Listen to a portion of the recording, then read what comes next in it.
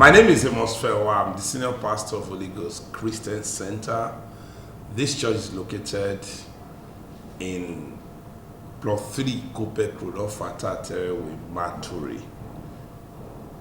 Mushin, Lagos. It depends. I see COVID-19 as an event that came into the world to affect the entire globe. From the Christian point of view, we believe that nothing happened without God ordaining it. Nothing can happen. So God knows about it. And I think it's a time of reset for everybody to reset his life. It's a time where we reflect on some of those things that is like competing with God at our time. For the first time, aircraft were not flying. People that have private jets is useless. People that have big cars is useless. People that live in a big house is almost useless. And for the first time, we face the real value of life: food, shelter. So, and people now value their life, and that is the essence of COVID-19. So God allowed it because He wants us to focus back to Him, and He wants us to value our life and value our family. You will discover that people have been staying indoors with their family for a long time. So couples that are not very close, couples that are just managing their marriage, it could be a time of making peace. It could also be a time of trying to end the marriage, because jobs and other things that they have been used as an excuse is not there. So that's my opinion about COVID-19. I'm happy. I want to salute the administration of Jide Sanwo-Olu. It really display the potential of a leader. I mean, this is an event that shows how well planned Lagos State is about rescuing things and people. You know, Lagos State is one of the most populated states maybe in West Africa, maybe if not in Africa. And for him to be able to handle this, not a lot. This is a lot. I've been privileged to travel to so many countries, and some of these countries they are less than Lagos State. So handling this issue is very well. I love the way they quickly have an emergency program to arrest COVID-19. Maybe that's why people don't even believe there's COVID-19. I think it's necessary for them to do that, because from my own point of view, I feel like if COVID-19 is actually running, we can't control how people will behave in church and mosque. But now that we have gone through what we went through, I think all the religious leaders, both the imam, the pastors, we know how to put things in place, how to structure things, so that we can actually affect or inform our members the way they should manage themselves for COVID-19. I said something. I said the best people to educate people, especially in Nigeria, are the religious leaders. A lot of people don't believe when government speaks in Nigeria, but they believe their pastor. They believe their imam more, because religion in Nigeria is a big thing, and it's a big deal. And from my experience as a pastor, many of my church members will listen to me more than listen to anybody. Why? Some of them have been with me for 24 years in this ministry, and the ministry has impacted their life, touched their life. Anytime you are able to solve problems for people, you buy their heart.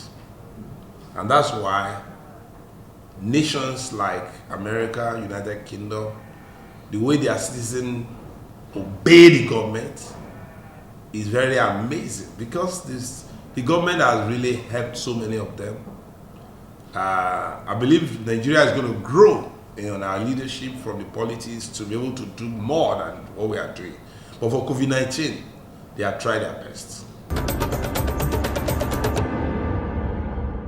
For me, I think it's our high time we return back to work. And the reason is because it exposed the level of poverty in our nation.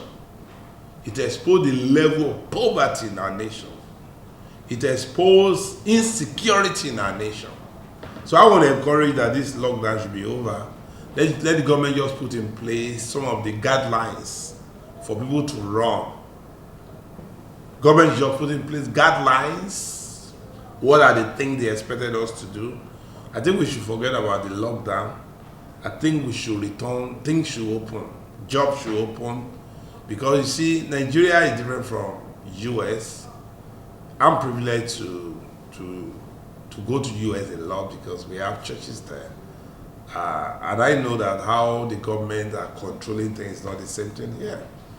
And the kind of citizen of US, they are informed. Average Nigeria, to be honest with you, don't believe there is COVID-19. Average Nigeria, they don't believe. They just believe, a lot of people just believe that the government just are doing what they are doing. We heard people say that there is no COVID-19 in Nigeria. All we have is malaria. And the government is causing COVID-19, calling it COVID-19. But I believe there is COVID-19 in Nigeria. But I also believe that maybe it's not so strong on the health of our people, because malaria is close to COVID-19. Many years ago, one of my friends who is a pastor had malaria in London. They quarantined him. They quarantined him. I was shocked, and one of the people that live in UK told me that, do you know that malaria kills white people? So maybe COVID-19 is like glorified malaria. I heard people say 50 people, 300 people, but I think what the government should let us do is to look at capacity. For example, our headquarters auditorium, up and down, take 1,200. So if the government say, okay, you can't use all your capacity. So if you have 1,200, maybe only 600 people should be in the auditorium, and let them have a social distance sitting. So auditorium that can take 1,000, you put 50% of people inside it, I think we can manage it. Number two, government should enforce that people wash their hands before we come in. And that's the plan we already have. As a church right now, we already set up a committee. We didn't wait for government. We set up 11-man committee to look into, if the government says we should return, what do we do? And the recommendation of the committee is that we are going to have a place people can wash their hands as they come into the church. We're going to have a temperature, infrared temperature, in the hand of our security personnel and the ushers. As people are coming in, they are checking their temperature. We are going to make sure anybody that does not have a face mask is not allowed in the auditorium. And we're going to be very strict about hugging, dancing, all those things have to be put in place. Even the children's church, the committee is set up to look into how we're going to manage them. That is one of the pursuits. They still pursuing it, because I've not hugged anybody for 3 months. You know, as a pastor, you hey, pastor, no, I didn't allow that. No hugging, no touching. I'm not laying hands on anybody. May God bless you from afar off. Because the Bible says he sent his word. He didn't need to lay hands, he sent his word. But can the children do that? Children will even forget themselves. So I think some of those guidelines we are going to put in place, already in place. to some extent. We are working on the children church, what we are going to do. Whether we still allow family to stay together, we are still thinking about that. But we already have our own plan. My advice is that the government should not say 50 people or 300 people. It won't work for a church that has 5,000 members. If I have 5,000 members and say 300, which means 300 divided by 5,000, how many services are we going to run? That is the only area. But I think they should look at capacity. If you have an auditorium that takes 5,000 people, only 2,500 is allowed in the auditorium. Only 2,000 is allowed in the auditorium. If you take 5,000 people, if you take 1,200, maybe you allow 50% capacity and let them sit social distancing. That's what I would advise. That's what I would encourage the government to do.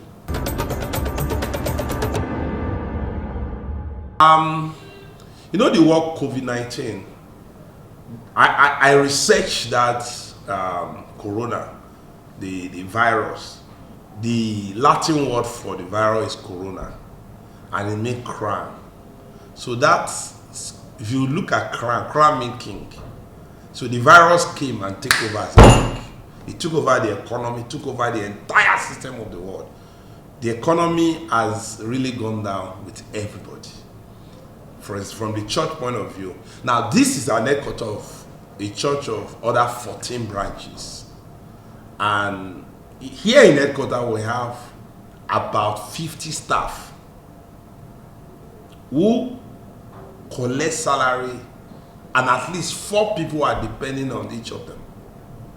You see, if somebody works here, he has a wife, he has children. But it's now becoming difficult to continue to pay that salary, because the church only make money when people come in and drop the money. The church is not set up to set up a business. It's not a business. So people see church as a business, but it's a non-profit making business. Because when people come into church, if it's a business, if you don't, from the gate, you must pay your due before you enter. If I go to restaurant to eat now, I can't just walk in there and say I want to eat. It's not charity. You pay. But church is like a charity. People come in, they don't give offering. But people still come in and support the church. From that money, we are able to manage people. We are able to pay salary. We are able to run things for them. And that's part of the economy of those people are already affected. That's what virus has come to do. It has affected the way the church runs, affected so many things, affected the lifestyle of people that are working in church.